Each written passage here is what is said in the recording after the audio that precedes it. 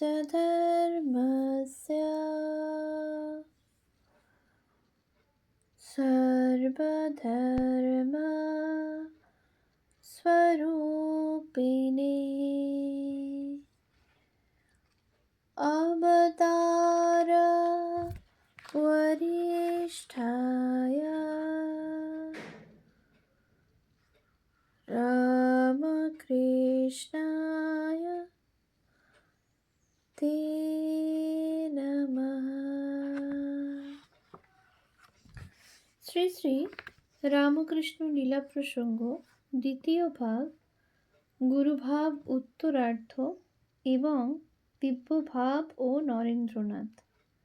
পূজনীয় স্বামী শারদানন্দজি মহারাজের রচনা। পৃষ্ঠা সংখ্যা 40। গুরুভাব ও নানা সাধু সম্প্রদায়। বলেন, ঠাকুরের যে সহসা ঐরূপ ভাব হইবে, ইহার কোনো আভাসই পূর্বে আমরা পাই নাই। বেশ সহজ মানুষের মতোই কথাবার্তা কহিতেছিলেন। মাতাল দেখিয়াই একেবারে হঠাৎ ওই রকম অবস্থা। আমি তো ভয়ে আড়ষ্ট। তাড়াতাড়ি শশব্যস্তে ধরিয়া গাড়ির ভিতর তাহার শরীরটা টানিয়া আনিয়া তাহাকে বসাইব ভাবিয়া হাত বাড়াইয়াছি, এমন সময় লাটু বাধা দিয়া বলিল, কিছু করতে হবে না, উনি আপনা হতেই সামলাবেন, পড়ে যাবেন না।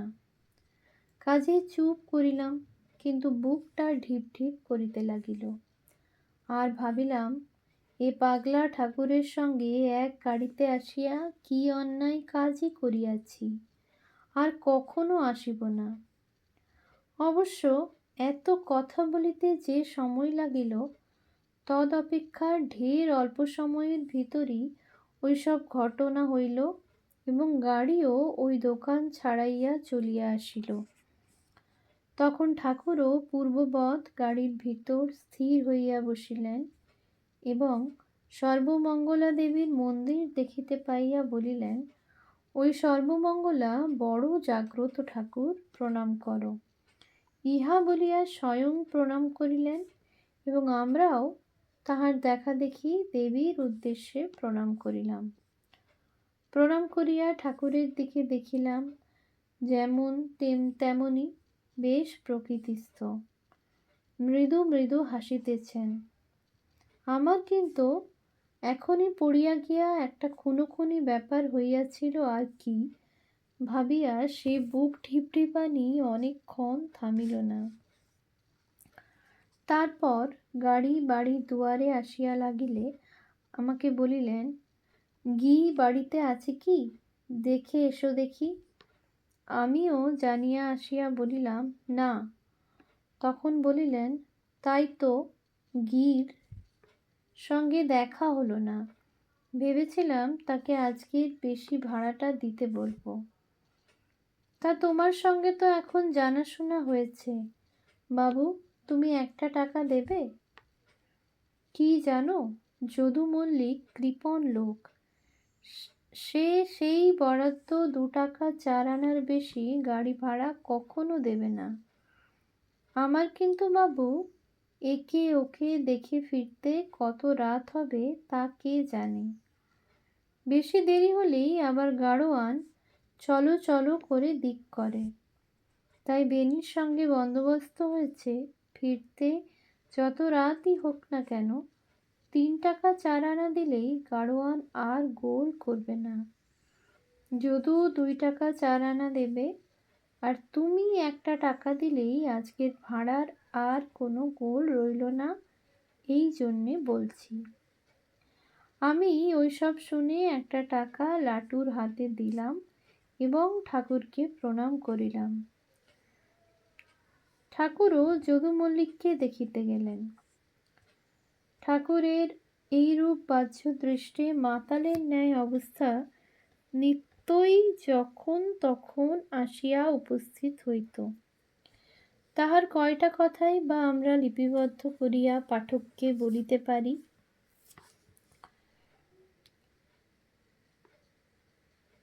দক্ষিণেশ্বরে আগত সকল সম্প্রদায়ের সাধুদেরই ঠাকুরের নিকটে ধর্ম বিষয়ে সহায়তা লাভ। রাসমণির কালীবাড়িতে পূর্বোক্ত প্রকারে যত সাধু সাধক আসিতেন, তাহাদের কথা ঠাকুর ঐরূপে অনেক সময় অনেকের কাছে গল্প করিতেন। কেবল যে আমাদের কাছেই করিয়াছিলেন তাহা নহে, ওই সকল বিষয়ে সাক্ষ্য দিবার এখনও অনেক লোক জীবিত। আমরা তখন সেন্ট জেভিয়ার কলেজে পাঠ করি। সপ্তাহে বৃহস্পতিবার ও রবিবার 2 দিন কলেজ বন্ধ থাকিত।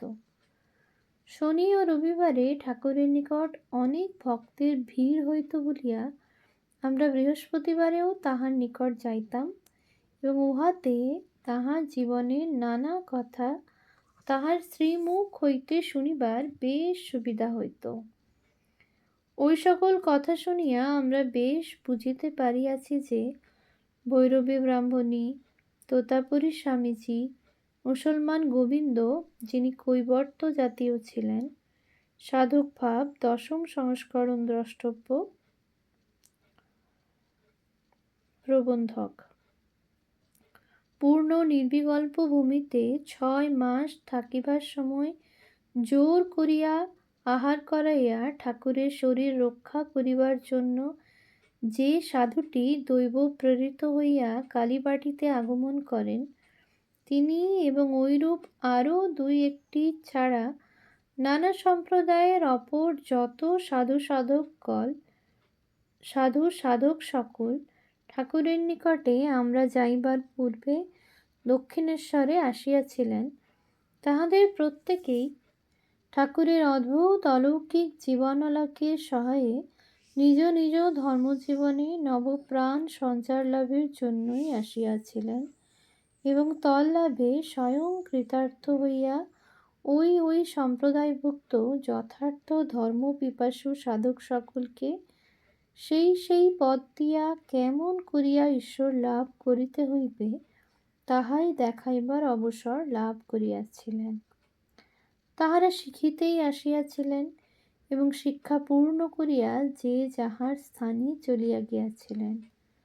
ভৈরবী ব্রাহ্মণী এবং তোতাপুরী প্রভৃতিও বহু ভাগ্যে ঠাকুরের ধর্মজীবনের সহায়ক স্বরূপে আগমন করিলেও এত কাল ধরিয়া সাধনা করিয়াও নিজ নিজ ধর্মজীবনে যে সকল নিগূঢ় আধ্যাত্মিক সত্যের উপলব্ধি করিতে পারিতেছিলেন না,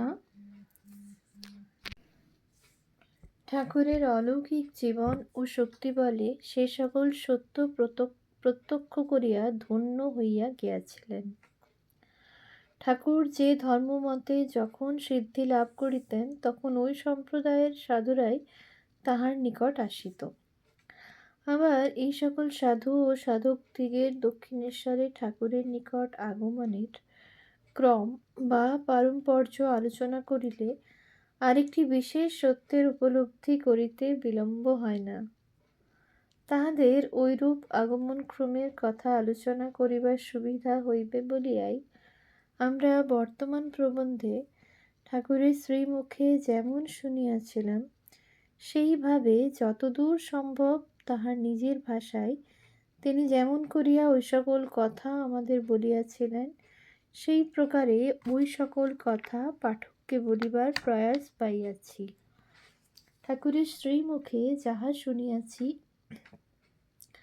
তাহাতে বোঝা যায় যে তিনি এক ভাবের উপাসনা ও সাধনায় লাগিয়া ঈশ্বরের ওই ভাবের প্রত্যক্ষ উপলব্ধি যেমন যেমন করিতেন, অমনি সেই সম্প্রদায়ের যথার্থ সাধকেরা সেই সময়ে দলে দলে তাহার নিকট কিছুকাল ধরিয়া আগমন করিতেন এবং তাহাদের সহিত ঠাকুরের ওই ভাবের আলোচনায় তখন দিবারাত্র কাটিয়া যাইত। রাম মন্ত্রের উপাসনায় যেমন সিদ্ধি লাভ করিলেন, অমনি দলে দলে রামায়িত সাধুরা তাহার নিকট আগমন করিতে লাগিলেন। গৌড়ী ও বৈষ্ণবতন্ত্রোক্ত শান্ত ও দাস্যাদি একটি ভাবে যেমন যেমন সিদ্ধি লাভ করিলেন, অমনি সেইভাবে সাধকদিগের আগমন হইতে লাগিল। ভৈরবী ব্রাহ্মণীর সহায়ে ৬৪খানা তন্ত্রোক্ত সকল সাধন যখন সাঙ্গ করিয়া ফেলিলেন বা শক্তি সাধনায় সিদ্ধি লাভ করিলেন, অমনি সে সময়ের এ প্রদেশের যাবতীয় বিশিষ্ট তান্ত্রিক সাধক সকল তাহার নিকট আগমন করিতে লাগিলেন। পুরী গোস্বামীর সহায়ে অদ্বৈত মতে ব্রহ্মোপাসনা ও উপলব্ধিতে যেমন সিদ্ধি লাভ করিলেন, অমনি পরমহংস সম্প্রদায়ের বিশিষ্ট সাধকেরা তাহার সমীপে দলে দলে আগমন করিতে লাগিলেন। সকল অবতার পুরুষে সমান শক্তি প্রকাশ দেখা যায় না, কারণ তাহাদের কেহ বা জাতি বিশেষকে ও কেহ বা সমগ্র মানব জাতিকে ধর্ম দান করিতে আসেন। ভিন্ন ভিন্ন সম্প্রদায়ের সাধককুলের ওইভাবে ওই সময়ে ঠাকুরের দেব সঙ্গ লাভ করিবার যে একটা বিশেষ গূঢ় অর্থ আছে, তাহা বালকেরও বুঝিতে দেরি লাগিবে না। যুগাবতারের শুভাগমনে জগতে সর্বকালেই এই রূপ হইয়া আসিয়াছে এবং পরেও হইবে। তাহারা আধ্যাত্মিক জগতের গূঢ় নিয়ম অনুসারে ধর্মের গ্লানি দূর করিবার জন্য বা নির্বাপিত প্রায় ধর্মলোককে পুনরুজ্জীবিত করিবার জন্য সর্বকালে জন্মগ্রহণ করিয়া থাকেন।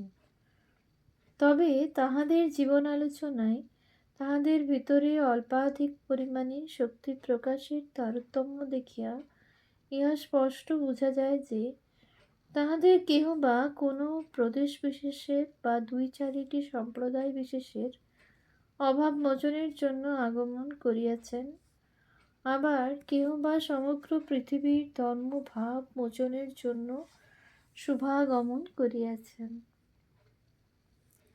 কিন্তু সর্বত্রই তাহারা তাহাদের পূর্ববর্তী ঋষি, আচার্য ও অবতারকুলের দ্বারা আবিষ্কৃত ও প্রচারিত আধ্যাত্মিক মত সকলের মর্যাদা সম্যক রক্ষা করিয়া সে সকলকে বজায় রাখিয়া নিজ নিজ আবিষ্কৃত উপলব্ধি ও মতের প্রচার করিয়াছেন দেখা গিয়া থাকে। কারণ তাহারা তাদের দিব্য যোগ ও শক্তি বলে পূর্ব কালের আধ্যাত্মিক মত সকলের ভিতর একটা পারম্পর্য ও সম্বন্ধ দেখিতে পাইয়া থাকেন। আমাদের বিষয়মণি দৃষ্টির সম্মুখে ভাবরাজ্যের সেই ইতিহাস, সেই সম্বন্ধ সর্বদা অপ্রকাশিতই থাকে।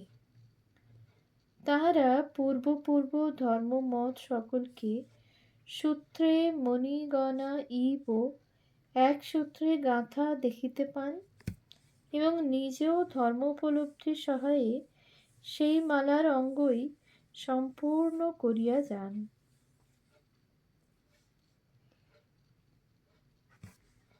ওম শান্তি শান্তি শান্তি। হরি ওম তৎসৎ। শ্রীরামকৃষ্ণার্পণমস্তু।